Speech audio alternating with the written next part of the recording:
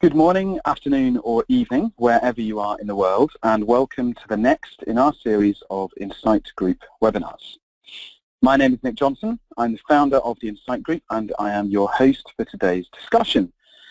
Over the next hour or so, we will be discussing risk, specifically the risks faced by digital marketers in an omni-channel world.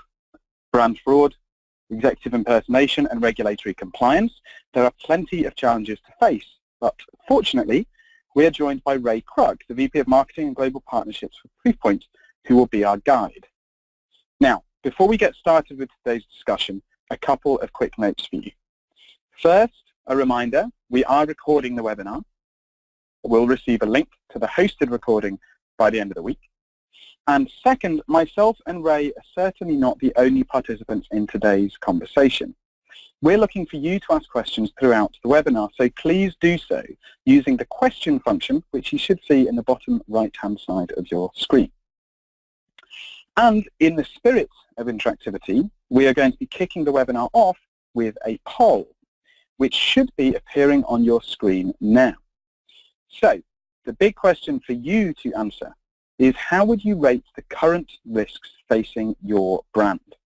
Please do start putting your answers in now.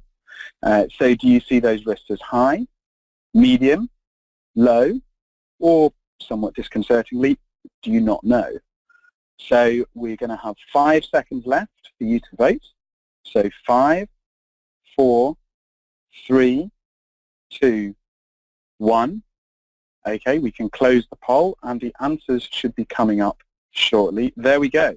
So, disconcertingly, a third of you say that you don't know whether the risks are high, medium or low, and the remainder, 33% say medium, 24% say low, and only 10% of you would assess the current risk facing your brand as high. So that's very interesting and hopefully should give Ray some insight into where you guys, our audience, are and be able to fit to the right level of his presentation.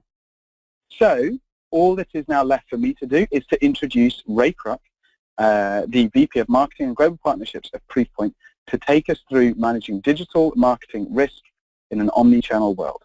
So Ray, over to you.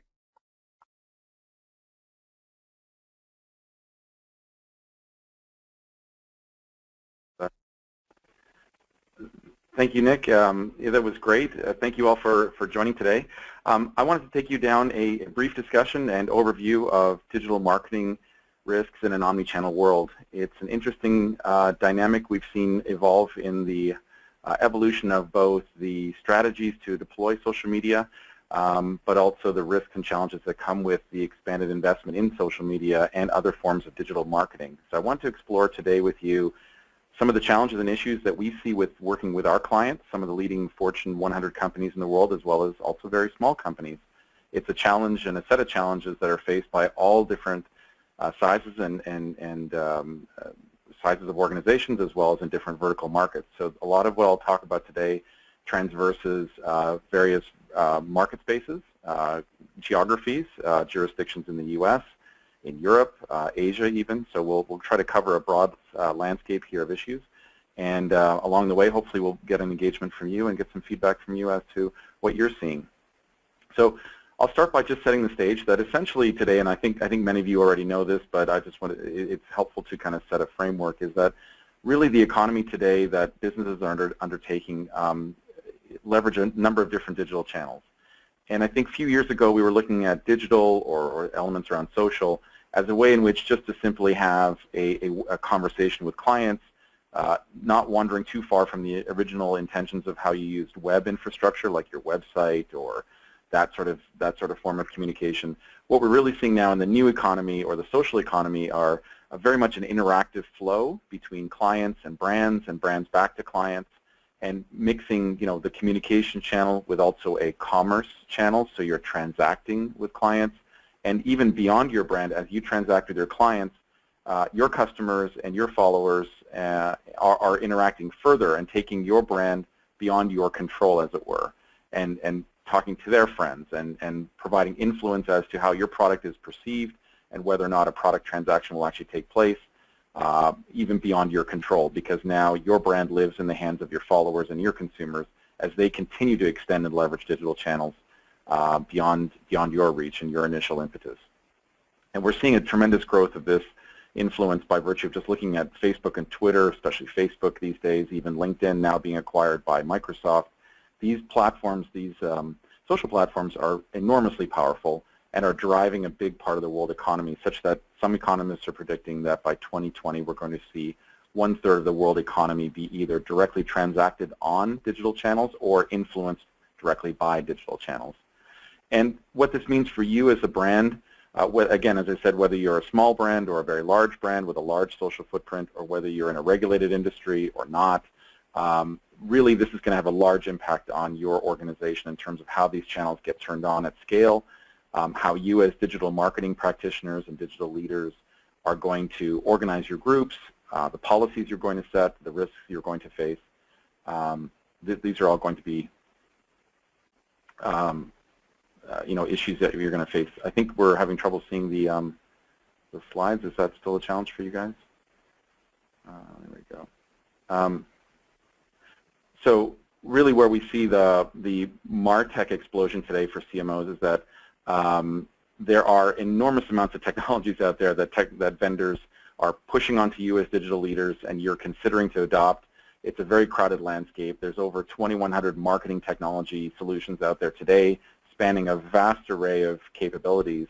And I can only imagine it's got to be challenging for you to look at all these vendors and the vendor landscape and understand, how do I adopt these technologies in my environment? So what it really comes down to is that environment of adopting tools in, facing what sort of risks they may impact on your brand directly.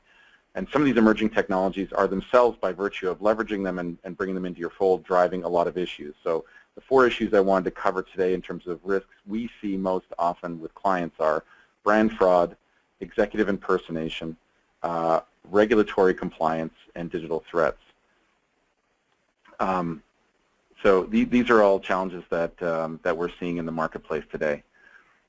So as I said, some of the challenges that brands are really seeing today are faced with really kind of coming up with a coherent way in which to manage some of these risks. So I want to dive into what these challenges are today. So on slide 6,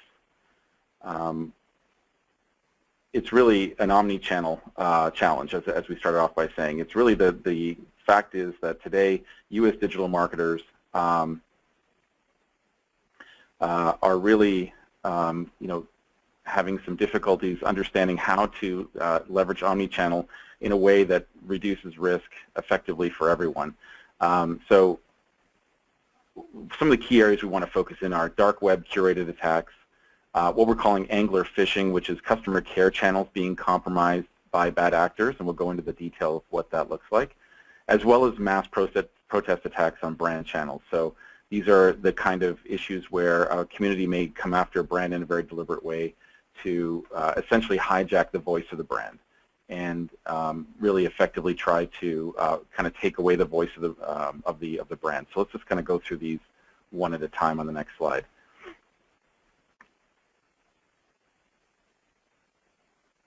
On slide 7, brand fraud really is a pervasive issue. We're seeing fraudulent account risks up 150% in 2016 over 2015, and just in quarter Q2 to Q3 this year, we're seeing a further 300% increase in fraudulent account risks, really driving a lot of issues for brands, whereby fraudulent accounts are being set up for brands in the name of the brand. They look exactly like the brand's own presence, and these pages are essentially propagating, false information, misinformation, or fake offers, or fake products or services. We're seeing this level of brand fraud happening on social in particular, where these impersonations of the brand are really driving a lot of challenges for teams to keep up with. And we're also seeing the fact that it's having a massive impact on the consumers of those brands or followers of those brands, where they're actually starting to punish or walk away from brands or having serious concerns about brands that don't get on top of these challenges. So we're seeing some of our clients who are in the CPG space, also in telecom and media, lose significant audience and followership when they have been compromised on a regular basis as a result of fake and fraudulent accounts perpetrating fake news, fake information about the brand, not being corrected by the brand fast enough, and the loss of trust is immediately apparent as a result of that. There's also, I mean, the largest amount of fake and fraudulent account activity we're seeing today is on advertising. There's a number of malvertising or offers where brands on Facebook in particular are facing challenges where, advertising that has URLs or clicks inside of them that get users or followers to click on something and take them to another site is a really large problem, where legitimate followers of brands or those trying to seek out a brand on social have trouble finding where the legitimate brand is because there's a lot of misinformation, false advertising that looks and mimics the brand's own look and feel.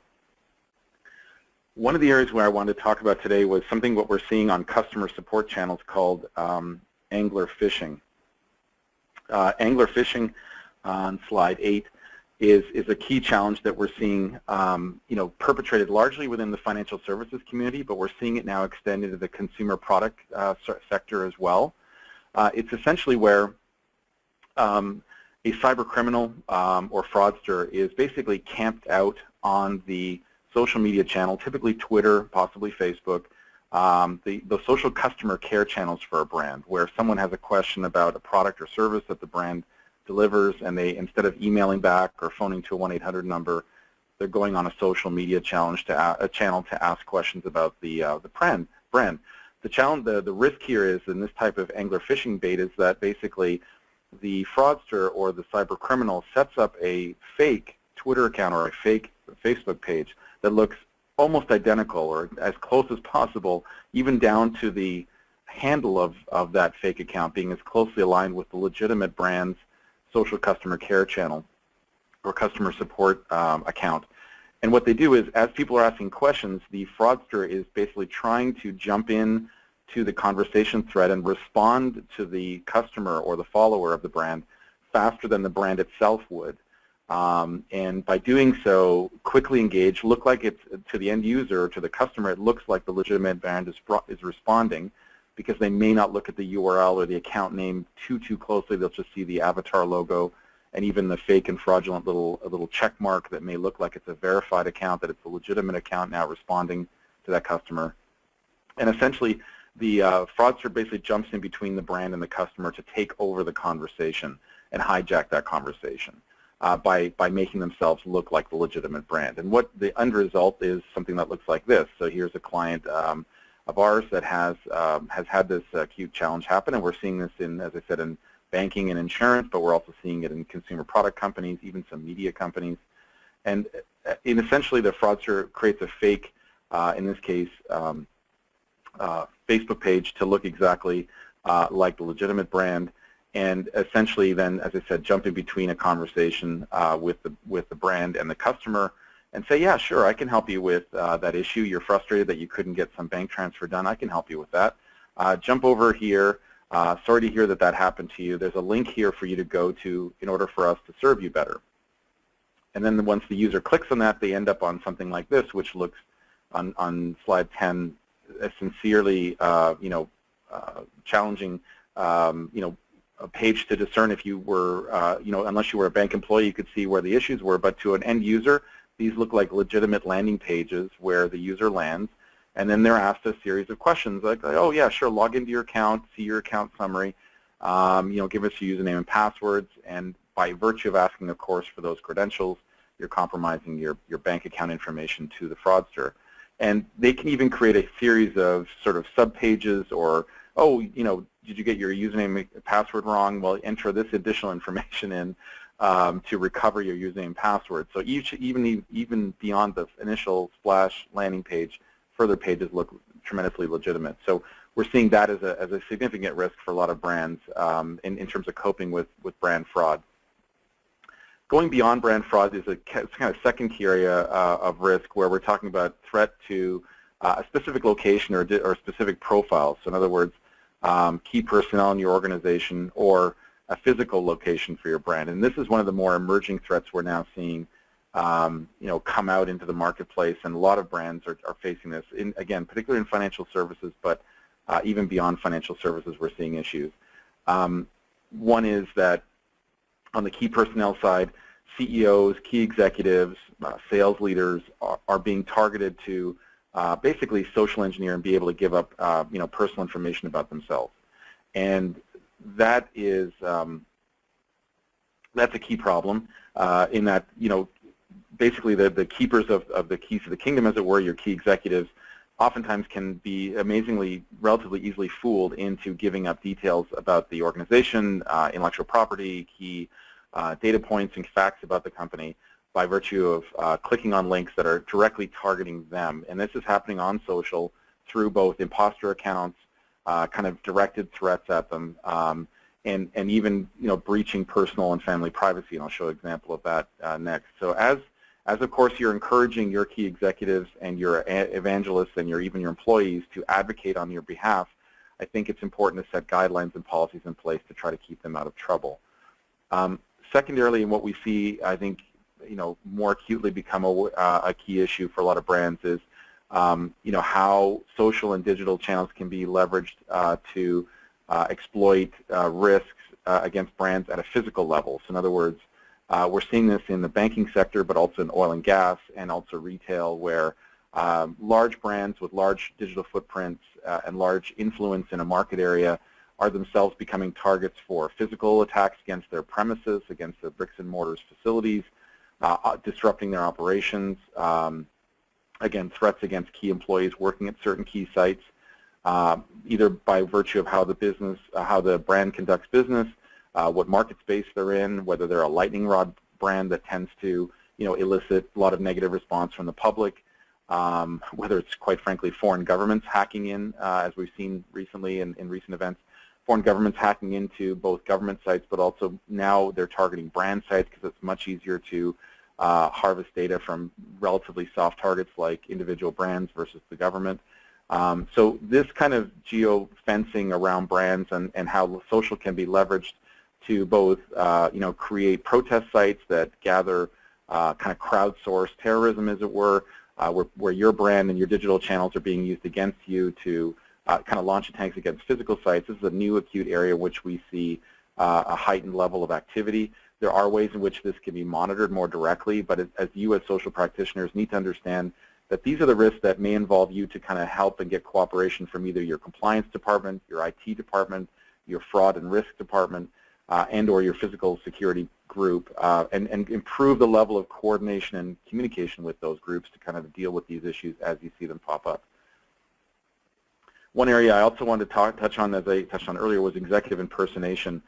Here's some examples of Facebook pages, Twitter accounts that are managed by some key executives at Microsoft. And what we've seen is that Microsoft is not alone in this, as every brand faces this issue, but there's a ton of impersonation of CEOs and key executives, as I said, out there.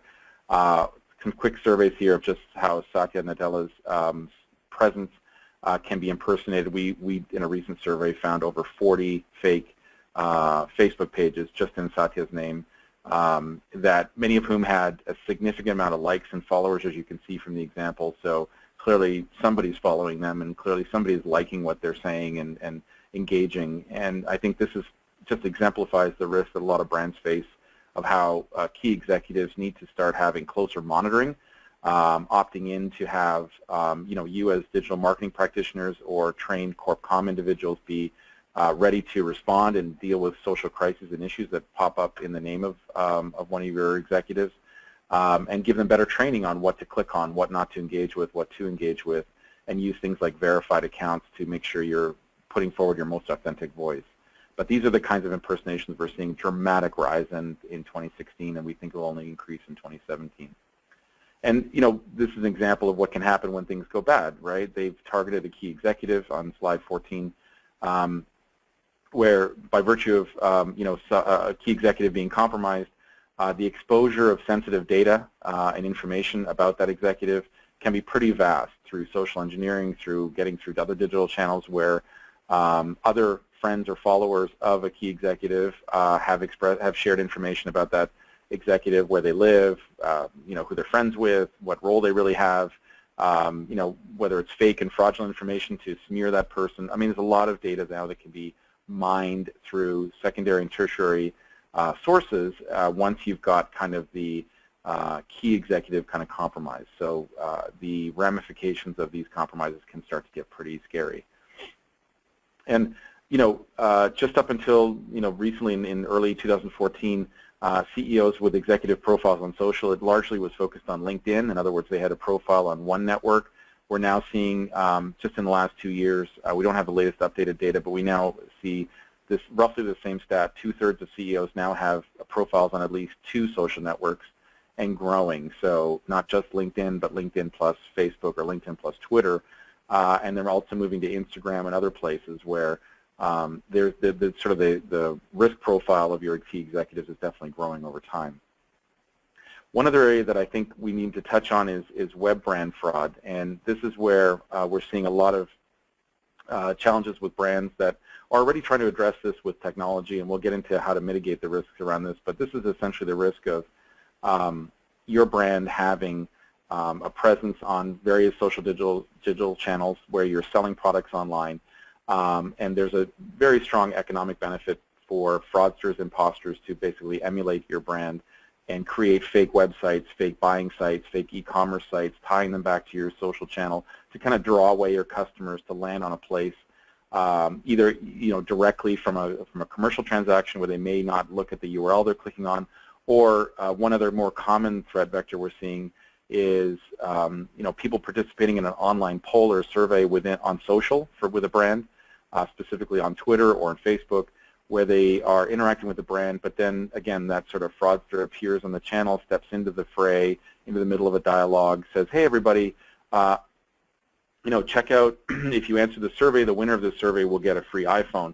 And this is one that's from a few years ago, but we've seen a number of these sorts of threats pop up now as well, where the follower, the community member starts on a regular engagement on the brand channel, but then gets quickly diverted by virtue of either a contest or a poll or a survey or an advert to get over to another site where they're encouraged to give up some more information in exchange for the chance to win a prize.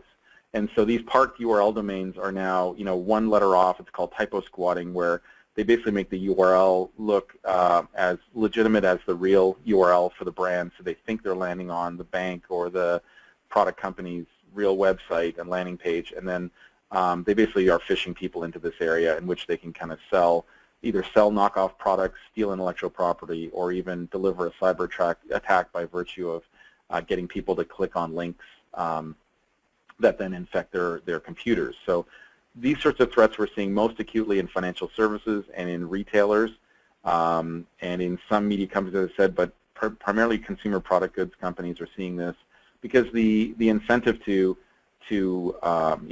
reap economic benefit from this are quite high. And we're seeing a lot of brands struggling to make sure that they can monitor their social channels quite effectively to kind of watch for these sorts of fraudulent attacks or fraud attacks happening either on their social channel and jumping over to web, or even starting from their website and web presence and coming back to a social channel to harvest more data or more community members to follow the fraudulent account. So with that said, I wanted to stop here and take a pause. We covered a lot of ground.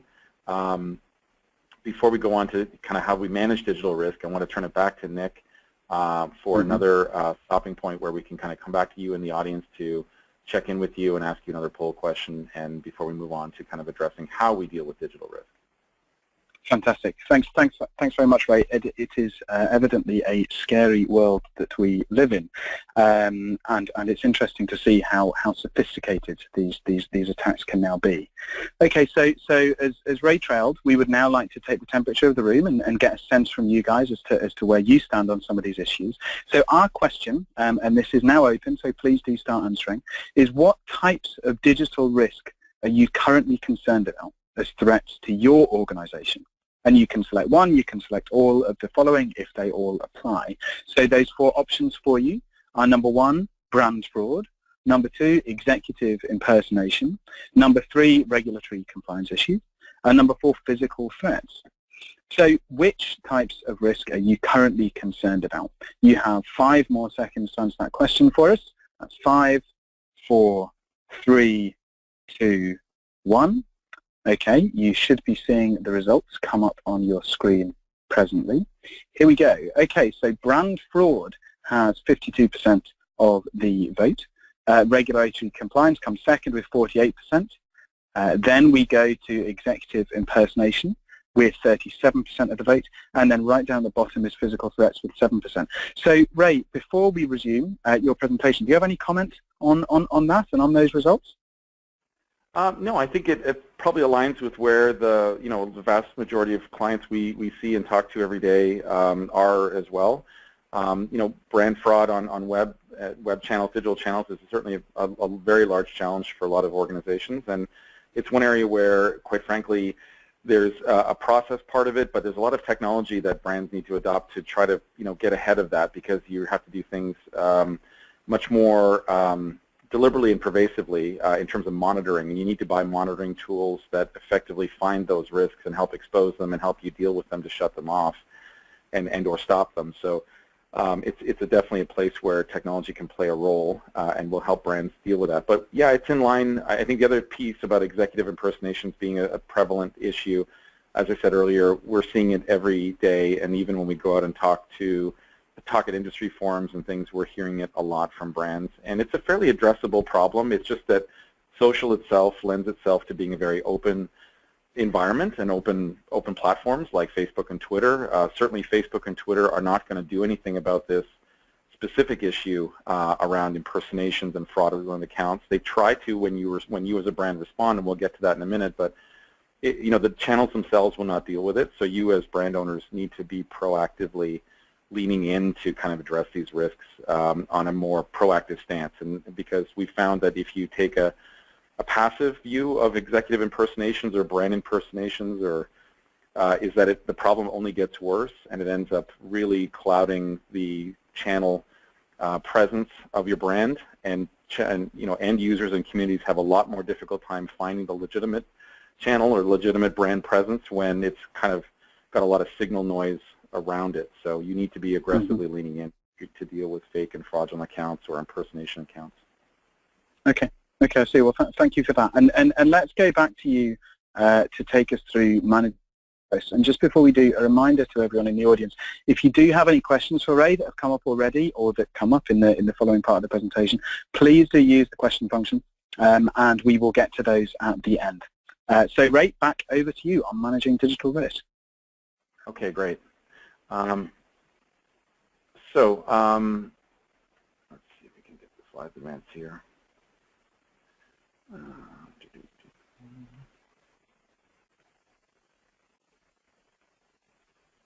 So on slide 18, what we're really talking about here is a variety of forms of managing digital risk, right? They take the form of operational risk by virtue of how you operate, how many channels you operate, and the internal processes that you have. In other words, how often can we avoid not having to shoot ourselves in the foot by virtue of having poor internal processes? I think that's one area we'll address really quickly in the coming slide or two. There's cyber risk, which I think is just something that's always there, and I think just having the first step, taking the first step of recognizing that your brand will have risks facing it by virtue of being on digital channels, it's just the first step. A lot of, I think the days have gone past of, say, being passive and understanding that, oh, well, this sort of bad stuff will just happen to us as a result of being on Facebook or as a result of being on Instagram. That doesn't have to be the case, and there's a lot of things you can do around training and around internal planning and proper crisis response escalation planning that you can do along with technology, but those things really can be done to kind of mitigate that risk quite a bit. And then finally, physical risk. As I said, there's a growing trend between brands facing a lot of physical risk from the digital, going from digital channel risk to physical risk by virtue of how we're seeing this in recent events as well, where people are being whipped into a certain frenzy or feeling about a brand and then taking physical action in some way, shape, or form, whether it's protesting or threats against the actual physical presence of the brand. So just dealing with each one of these specifically, I think for dealing with brand protection and customer experience, I think number one, going back and defining policies and guidelines that have a real meaningful action plan built behind them. I think that's sort of step one.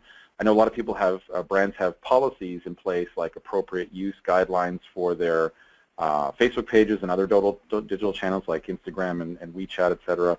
I think you have to go beyond just defining the policy or the guideline, either for your community or for your employees, you have to go beyond just defining the policy and build a real action plan behind that. You have to communicate and enable that action plan, that crisis response plan, that escalation plan when you do have challenges around people impersonating your brand or angler fishing issues. How do you bring in IT quickly to respond, or other stakeholders in the organization, whether it's legal or HR, to help support you as a digital marketing practitioner? We see this is where brands mostly fall down. They feel like in the middle of a crisis, they're not enabled or empowered to really take action and respond. They don't know who to go to first for what issue, right, that they may be facing. So that internal planning process is where we help a lot of clients. I know other vendors do as well. It's an area for, I think, every brand to take a step out of their day or out of their week and really review their policies and then their plans to deal with certain crises and certain issues, and make sure other key stakeholders in the organization are bought into that plan and have a cross-functional team to do that. I think finally the monitoring and protecting side is certainly something where you can leverage technology today. There's fantastic monitoring tools out there today that help you monitor not just your communications and your moderated channels, but monitor beyond your own brand channels to competitive brand channels or to the marketplace. And then, as I said earlier, on the protect side, I think we're recommending certainly that clients no longer remain passive when they're faced with internet trolls, brand trolls, people trying to impersonate the brand, or seeing content that they don't like, or seeing fake channels established that they don't like. We did an informal survey, and we found that over 2/3 of our clients and clients that we've had sales engagements with are now much more aggressively contacting Facebook, Twitter, or even Instagram, YouTube, etc., to have fraudulent channels shut off, like proactively reporting them and following all the way through to verify and make sure those channels get shut off. And then increasingly putting sort of a heavier moderated emphasis on either hiding or deleting really offensive content, like defining what the boundaries are for appropriate communication, appropriate conversations on brand-owned channels. Whether or not you're in a regulated industry or not, you really need to have that protection stance to kind of remodified. Look back at your policies internally of deciding what sort of content do we want to have live on our accounts and our pages, what sort of conversations do we want to have with our clients. Because increasingly, whether in a regulated environment, the federal authorities or regulators will hold the brand accountable for what it is you say and do on your site. That's already in place for regulated industries, whether you're in pharma, healthcare, financial services. Those regulations already require brands to be proactive. But now we're seeing the Federal Trade Commission apply similar rules to all companies, all brands of all marketplaces to be much more deliberate and meaningfully impactful on taking a stand to make sure that either false information is not accidentally or deliberately being rebroadcast by advocates. They're holding brands accountable to the same sort of advertising standards we see for other forms of communication, whether it's print or other forms of media or online communication. The social and digital channels are now falling under that same purview and same requirement for brands to make sure that they're actively monitoring and protecting their legitimate sites, legitimate communication channels, to make sure that they're not misrepresenting data, misrepresenting facts, and that their communities aren't propagating things that aren't actually factually true. In the area of defining policies and guidelines, I think some of the key tactics we see work really well are developing social media channel playbooks by channel. So your Facebook channel and strategy could be very different from your Instagram one or your Twitter one. I think this is sort of the basics of 101, but on the playbook side specifically, what we see are now, again, going one step further than saying, here's how we want to conduct ourselves in these channels, and here's how we want to follow other brands on our channels, but coming up with more concrete action plans around how other stakeholders support the digital marketing team and when they should be called upon, what steps they want to take to make sure that there's kind of an oversight on top of the moderation team so that things can be escalated quickly and that you can almost use monitoring tools on your own verified channels as a chance to teach and learn your moderated channels or your agency that's moderating your channels to do a better job constantly optimizing and perfecting the way in which you engage your audiences. I think those are important playbooks. Those playbooks are an important part of having a very strong culture of strong guidelines that help protect the brand and protect, quite frankly, the employees of the brand as well. Acceptable use policies, I think not enough brands. We only see, we did a survey with Gartner recently, only 24% of brands out there had acceptable use policies on their social media channels. That is a publicly visible and stated policy of how brands want to have communities or followers engage with them, like what language is appropriate, what questions or what issues are appropriate for that brand channel.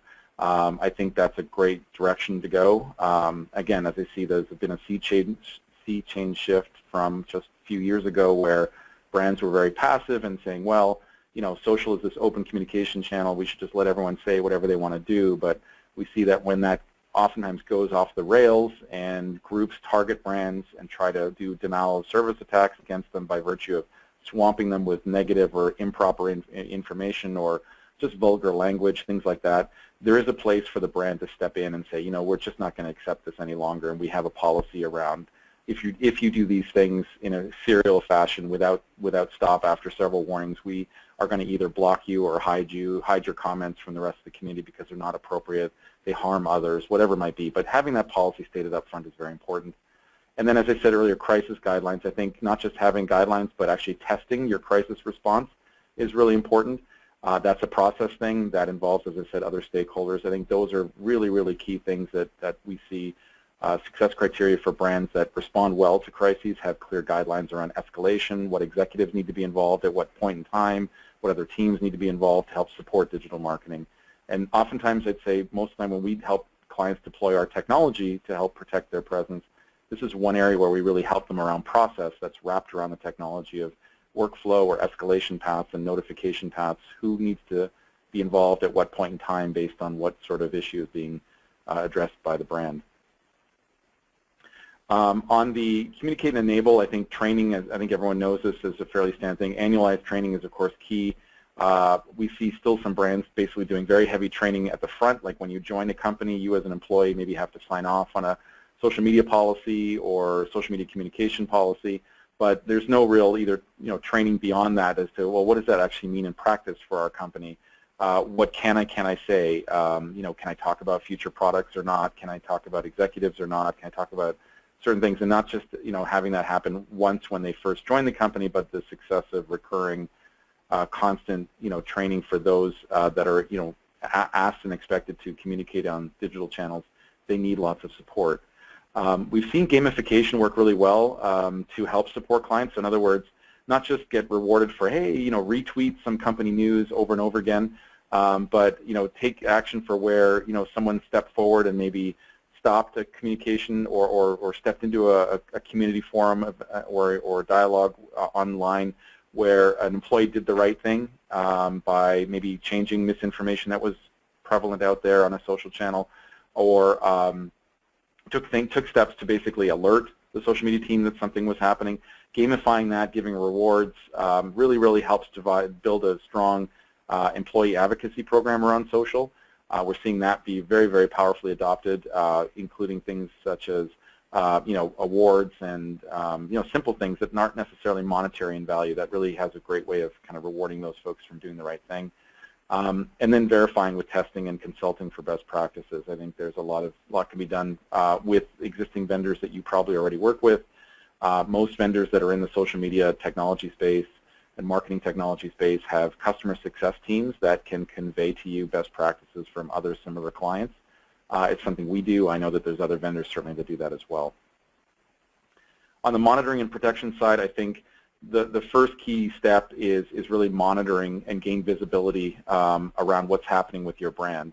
I think today the days are starting to wane where it's possible for you as an individual brand to simply go to the search bar for Facebook or search bar for Twitter, type in your company name or product names or brand names associated with your company, and do a search and say, well, let's go out today and find out what Facebook has in store for our brand. How many accounts are out there that are trying to emulate us or talk about us?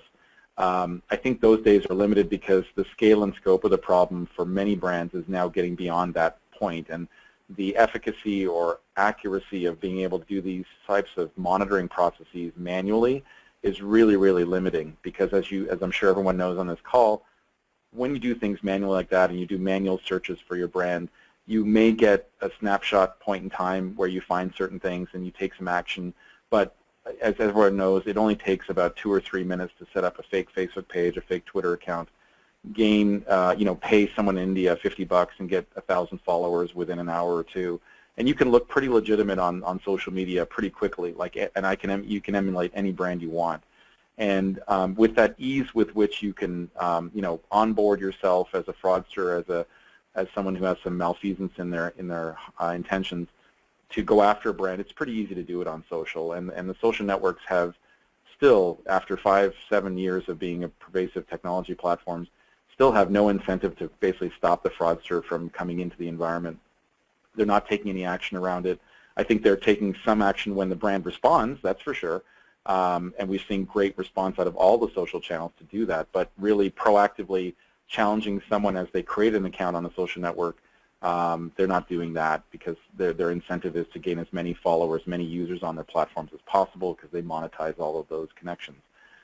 So really, it's back to adopting technology by a brand to really start proactively monitoring your brand, getting visibility around what your social footprint looks like. Use verified indicators in your legitimate brand accounts. I'll take a step back here. One of the risks we're seeing is that everyone knows here on this call you can use a little verified logo, the little check mark beside your brand avatar and your social handle for your brand accounts. That little check mark can be there from Facebook and Twitter. Well, what we're seeing now is inside the avatar itself, the fraudsters are putting that check mark inside the avatar. So, in terms of screen space, moving half an inch, that check mark half an inch to the left from the field beside your brand handle and just putting it inside of the avatar. To the average user, to the person looking at it on their phone, they really probably couldn't tell that it wasn't a legitimate verification check mark, that it was simply put inside of the image of the avatar and photoshopped in there. That simple little thing is so effective in tricking people into believing they're actually communicating with a legitimate brand.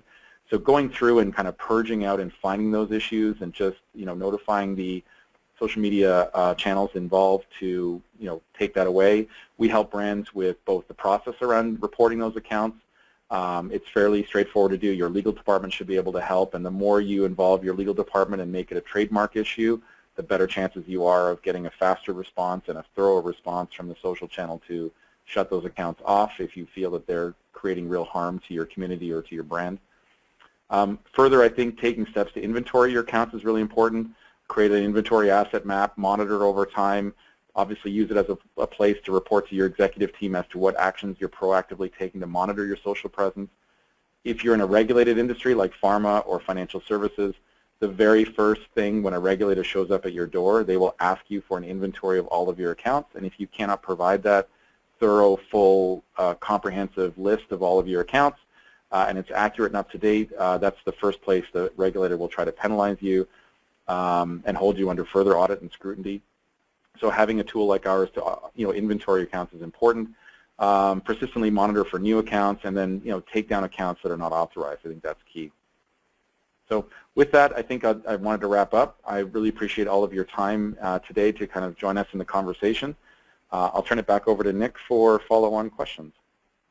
Okay, Ray, fantastic. Thank you very much for that very interesting presentation. And it is good to know that there is hope in this scary world, and fundamentally that we should be looking at defining policies and guidelines, we should be looking at communication, and we should be looking at monitoring and protecting to attempt to mitigate these risks that marketers are facing right now. So a couple of questions that I wanted to go over with you. The first is, I guess, a little bit more practical. So what are the key first steps that a marketer needs to do, that a company needs to do, to put a plan in place that will protect against these fraudulent accounts you mentioned and the other threats to brands? Right. So I think one of the first steps is certainly to pull together not only key people within your own digital marketing team, maybe just starting within your marketing team first, and just having an honest dialogue with hopefully an executive sponsor, whether not necessarily the CMO, but certainly at a VP level. Just have an honest dialogue internally, like how often are we all seeing issues, just get a sense on the handle of the scope of the problem, if there is one, and to what extent are people seeing issues. Because oftentimes you'll find even within marketing organizations, there'll be silos of issues that maybe aren't visible to other parts. Like I said earlier, social customer care may be seeing something that's quite pervasive and a challenge for them around angler fishing, where people are, fraudsters are, camped out on their social customer care channels, but the corporate marketing team or the employee advocacy team aren't seeing that. And maybe there's a, hair on fire issue with one group that others aren't seeing, and then maybe you can just contain it to that one group that's seeing an issue. But oftentimes what we see are that, individual groups are siloed off, whether it's the corporate marketing team, Corp Comm, the advocacy team, or the kind of channel marketing team that are, managing product lines, each of whom are seeing issues that maybe are just annoying and they're just bothering them, but no one's kind of taking a holistic view. So we find certain leaders start to emerge that start to have a bigger, sense of this challenge and start to pull together different marketing folks to kind of deal with this.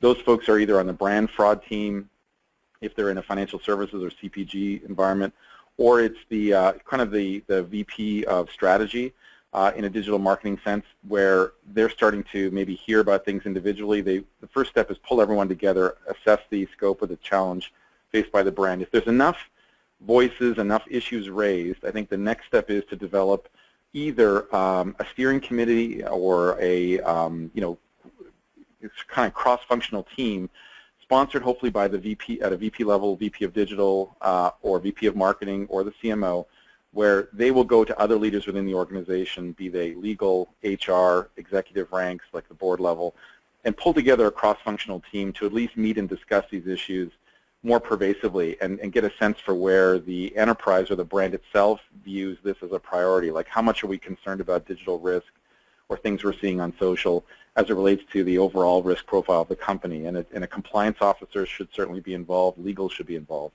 So having an honest dialogue around that is really important, because when you don't have that and you're just sort of going from crisis to crisis, a lot of brands, digital marketing teams within brands feel as though they're constantly under attack, not only externally, but when they're seen as not being able to get ahead of this challenge, they're under increased scrutiny as, well, you're on the front lines, why aren't you dealing with this? But oftentimes those digital marketing folks need help and support from other parts of the organization. So creating a steering committee or a task force or whatever you want to call it, where you're drawing in other elements of the business, is really important to kind of take an immediate next step and get support. And then beyond that, it's every brand will just have to set a priority as to how much they want to take concrete action and what action they want to take.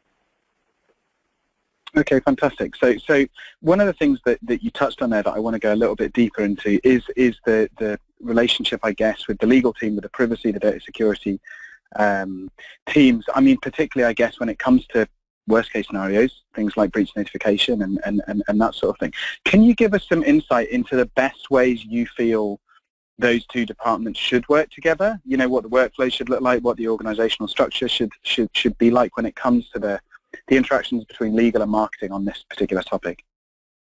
Yeah, no, perfect. We've got some key clients. I'll certainly call out Amex as one. Mark Bissert over there runs legal affairs for digital marketing. That's his role, and he's got a small team that that manages that. I think they've got some good process, and I think what he's shared in various forums, and I know many other brands are doing a good job of this too. I think some of the best practices are, number one, it typically requires marketing to feel comfortable enough to approach legal and literally have a forcing function, hopefully when there's not in the midst of a crisis, but when things are calmer. There's literally a meeting set, and it should be really driven by marketing to approach legal as a partner and develop a partnership with legal. Approach legal, have a sit-down meeting, go through issues they're facing, and get guidance from legal as a stakeholder involved, not as adversarial, but certainly as a partnership. Say, hey, we want to address these issues, but I need your help to both, on the legal side, to develop the guidelines, to know where the guardrails are, what lane are we supposed to stay in, and in many cases, we've seen legal has never been approached as a partner in these discussions, where marketing desperately tries to avoid talking to other organizations because they're terrified of the answer, or they're afraid that they're just going to say no and you can't do that. what we're seeing is, though, just to address that specific issue of the concern over being shut down, if you put up your hand and you speak up, you're afraid of getting shut down. On that issue alone, I think where marketers have the most success approaching legal, approaching compliance to get partnership, if they approach that conversation with an illustration of the real business value of that marketing is driving, what projects, what programs are in place that are leveraging social, and they put everything in a business context and say, look, our business views this strategy on social, this strategy for digital has this impact on our top line business or on our bottom line business or both, and frame it in a business discussion to illustrate, the value to the legal partner or to the compliance partner, counterpart, where they're coming from and why these programs exist and what the imperative is to keep those programs going. I think when you approach it that way, it works much better than if you just simply come across as a marketer to your legal counterpart, say, look, and I'm not saying everyone does this, but we've seen evidence of where marketing may come across to legal and say, look, we're the top dog here, we run everything, we're the cool, sexy team with all the great tools. We're doing this anyway, whether you like it or not, and we just need you to sign off on this. We need you to rubber stamp this. We need you to just say yes. And when you come across with that approach, obviously it doesn't work very well. So seeking partnership is really important. The higher level of partnership, you can establish at an executive level. In other words, on the marketing side, go right up to your CMO, ask your CMO to walk down the hall or go up or down some floors, go see the CIO, go see the chief legal counsel, and have a meeting at that level and make sure executives arm your CMO with that detail around how effective the channels are, what you're getting, what the ROI and what the strategic benefit is of being on digital for your brand and what it's delivering for the business. Arm them with that data, let them go have the conversation. I think the higher up you get that executive buy-in for partnership with legal and compliance and other stakeholders, the better your program will be in the long run. And you won't solve all problems right away, but it helps enormously get the first steps going in terms of keeping the marketing team out of hot water, and when things do go bad, you get much better support from these other groups. I see. So we're talking partnership, we're talking buy-in, we're talking sensitive communication, I guess, and fundamentally teamwork to make that happen. That's right. Fantastic. Okay, so one of the things that you touched in the presentation was threats via the dark web. How do you think that brands can most effectively identify and then mitigate against attacks in that space? Right. So I think I touched on it earlier. I think that what we're seeing today are there's networks out there that are basically beyond the reach, if you will, or the monitoring capability of any one brand to use. So governments and police departments and law enforcement are already monitoring what's called the dark web. These are parts of the internet where IP addresses and server locations are really hard to trace.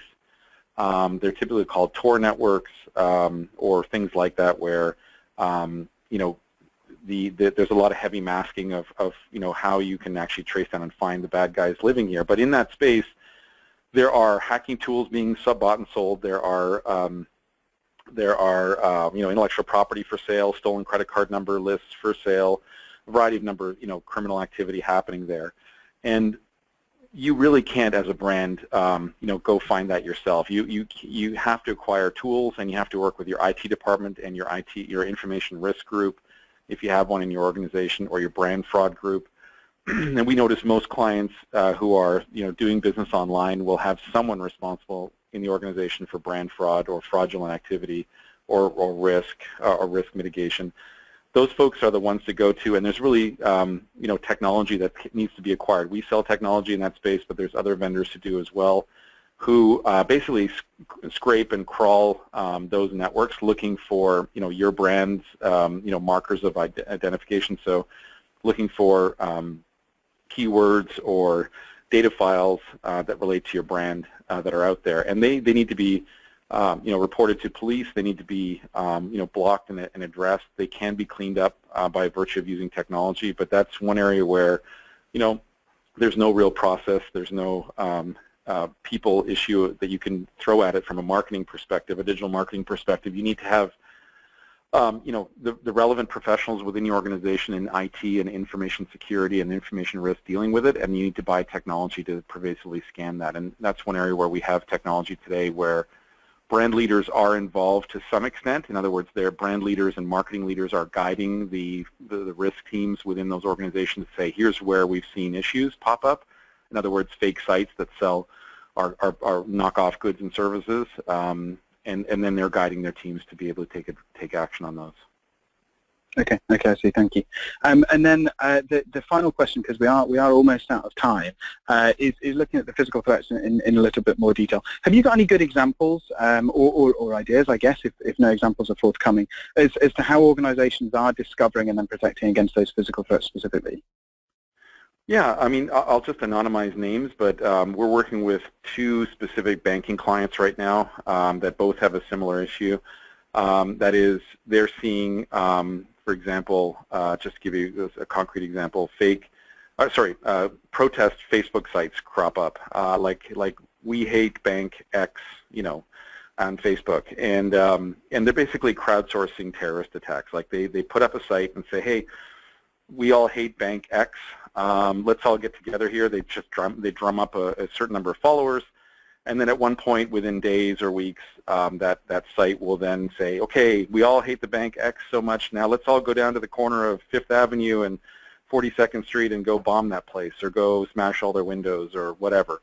That crossover from the digital world into a physical manifestation of that anger or threat is exactly where we see in the financial services industry already for the last couple of years a tighter coordination between social media teams who are moderation teams who are in the front lines and see that activity happening, and coordination with their physical security teams and or information security teams to monitor for those threats specifically. So that's one example.